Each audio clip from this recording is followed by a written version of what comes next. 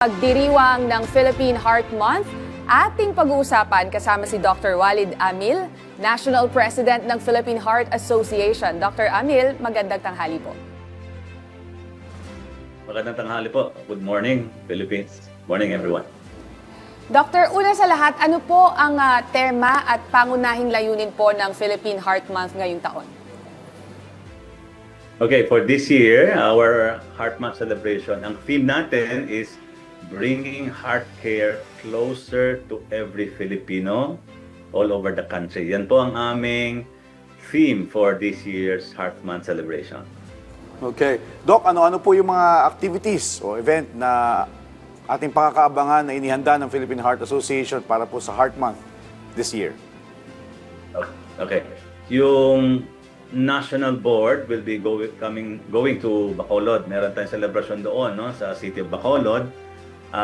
Meron tayong, of course, the usual activity that we do, lay fora, yung mass hands-only CPR, at saka yung mga healthy lifestyle activities. And buong Pilipinas, meron tayong 18 chapters ng Philippine Heart Association, 5 sa National Capital Region, and we're now having 15 chapters all over the country, provincial chapters po ito. So lahat ng chapters will be conducting activities solely aiming for yung prevention and treatment na activity para sa ating mga community all over the country. So buong Pilipinas po yan magsa-celebrate during the Heart Month. Dok, paano po ba nakatutulong ang Philippine Heart Association sa pagpapalaganap po natin ng tamang impormasyon tungkol sa iba't ibang sakit sa puso? Okay. Ang Philippine Heart Association po is a member ng mga cardiologists all over the country. We now number around 2,500, no? So lahat ng ito is very may authority sila to speak ano talaga ang totoo, paano maiwasan, anong treatment sa mga sakit sa puso. So ito yung panlaban natin sa mga fake news na may mga nangyayari pa rin ngayon sa social media. So malaking bagay po ang ating mga members ng Philippine Heart to give adequate lectures with authority sa ating mga patients and community, no, all over the country. Doc, nabanggit mo yung laganap na yung fake news at earlier you mentioned prevention and treatment. Can you give us specific examples? Ano po yung mga pangunahing kampanya o programa ng asosasyon para maiwasan ng ating mga kababayan ng sakit sa puso? Oo, so walang katapusan itong aming mga lectures sa mga chapters namin, sa mga laymen, no? Sa mga pasyente, kung ano talaga ang dapat, paano maiwasan, paano bigyan ng tamang gamot, no? At saka ano yung mga myth or misconceptions na minsan hindi natin maiwasan, nangyayari pa rin. Lalo na ngayon sa social media, no?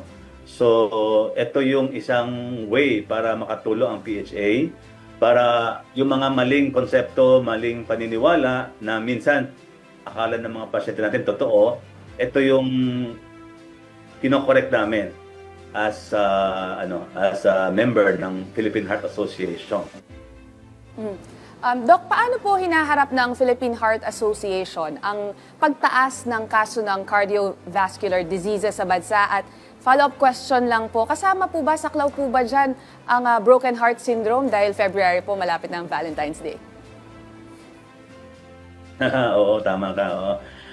Ang isang paraan para talaga malaganap ang aming advocacies and programs is increasing the number of chapters all over the country. Alam niyo po, ang cardiologist to the number of Filipinos, sa ngayon, 1 cardiology for every 44,000 Filipino patients. So talagang napakaliit pa rin ang ating cardiology numbers, no? So one way, and karamihan dito are still 50% nasa National Capital Region. So what we are doing now is to increase the number of chapters at saka encouraging our cardiologists to serve the underserved areas all over the country. And we now have 3 new chapters, provincial chapters, and we're coming up hopefully with sub-chapter sa mga areas na wala talagang cardio like Basilan, Sulu, Tawi-Tawi, magkakaroon tayo ng subchapter dyan, no? Then, yung sinasabi niyong holiday heart syndrome, of course, kasama ito sa aming mga pinapa-remind, no, sa ating mga patients, no, yung mga sobrang pag-take ng, alam mo, yung parties and everything, they can lead to holiday heart syndrome. Nagkakaroon minsan ng biglaan pag-develop ng heart failure, no? Yun nga, yung condition na yun, yung holiday heart syndrome. So lahat ito aming ina-address sa ngayon sa Philippine Heart Association. Kasama din dapat pala yung broken heart kasi pagka talagang sawi ka sa pag-ibig, talaga nakaka-stress. Tama ka dyan. Pero meron po ba tayong mga bagong research? Oo, tama. Doc, meron ba tayong mga bagong pananaliksik o research or innovation na ipinapakilala ng asosasyon ngayong taon at kung meron, ano-ano po yung mga ito? Yes, ang number one aming research ngayon, first ever pinakamalaking research na conducted sa buong history ng Philippine Heart Association, itong PhilCardio Registry, no? Ito yung tinitingnan natin, yung number of patients admitted sa hospital all over the country na merong heart disease, no? Itong PhilCardio Registry, we conducted this, we just finished actually last month, no? We enrolled almost 4,000 patients from Luzon, Visayas, Mindanao. Merong 7 research sites all over the country, no? So we will be presenting the results dito sa aming PhilCardio Registry sa Annual Heart Convention sa PHA nitong May sa EDSA Shangri-La Hotel. That will be the biggest annual convention ng PHA, no? And of course, hindi lang nagsisimula ito dito.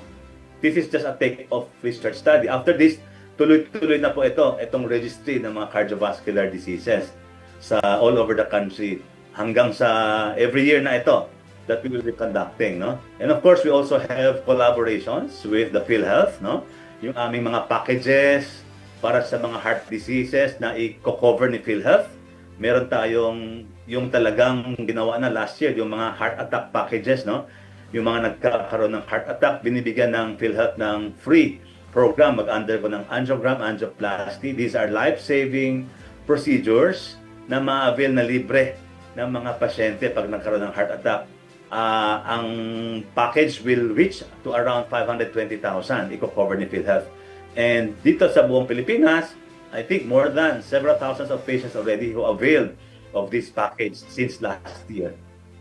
Dr. Amel, paano po ba sinusuportahan ng Philippine Heart Association ang mga healthcare professionals sa kanilang patuloy na pag-aaral at pagsasanay? Tama. O, alam niyo po, alam na natin ang medicine, ang doctors is a lifelong, no? Lifelong ang aming pag-aaral. Hindi nagtatapos sa graduation sa med school. Tuloy-tuloy po 'yan because of new discoveries sa medicine and new treatment, no? So, dalawang conventions ang ginagawa every year. That's the annual convention every May. Sa Manila po yung ginagawa. And we have also the media convention, usually sa provincial chapters. We actually just finished the media convention. Ito po, I think 3 days ago lang sa Cagayan de Oro, hosted by the Northwestern Mindanao chapter. Ito yung updates, no, sa mga diagnosis and treatment, what's new in the field of cardiovascular medicine. Now, aside from this, meron po tayong regular scientific webinars. Meron kaming Guru 2.0.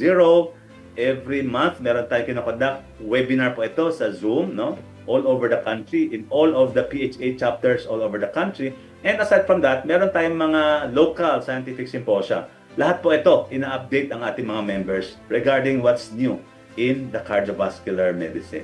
Okay. Doc, balikan ko lang ng bahagya yung binanggit mo kanina tungkol sa mga naglipana na misconception sa social media. Ano po yung mga main challenges na kinakaharap po ng asosasyon in terms of information dissemination pagdating sa tamang pangangalaga ng kalusugan ng puso? At ano yung ginagawa nating hakbang para mapaigting yung kamalayan ng ating mga kababayan sa pangangalaga ng ating mga puso? Yes. Oo, tama. Kasi alam mo, minsan, yung mga pasyente naniniwala sa mga kaibigan, sa mga kapitbahay na no offense meant na hindi naman po talagang, alam mo yun, doctors or even allied health, no, kaibigan lang, sasabihin na ganyan, huwag niyong inumin. So, to a point na parang naapektuhan yung pag-inom ng gamot ng pasyente. Tinitigil na dapat sana lifelong medication, no? So, ang tanging paraan dito is always yung regular ang aming dissemination ng aming lectures, ang consultations with the patients, no? Lahat ng members po, alam nila yan kung paano i-fight itong mga fake news. And we will be coming up also itong sa annual convention, isang symposium on how to fight fake news, no? Kasi malaking bagay ito, no?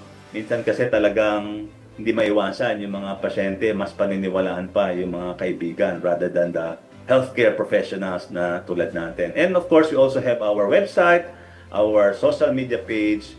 Sinasama namin ito lahat, no? Yung content regarding how to fight fake news, how to correct what's the usual misconceptions. So lahat po yan ina-address ng Philippine Heart Association. Doc, mensahe nyo na lang po sa ating mga kababayan ngayong Philippine Heart Month.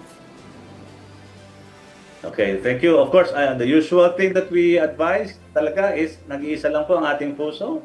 Take good care of our heart and how we do take care. Number one, of course, healthy lifestyle, nandyan po yan lagi. Eat the proper diet, avoid the vices, no? Tapos encourage regular exercises and regular na consult sa ating mga health professionals. Yan po ang aming advice.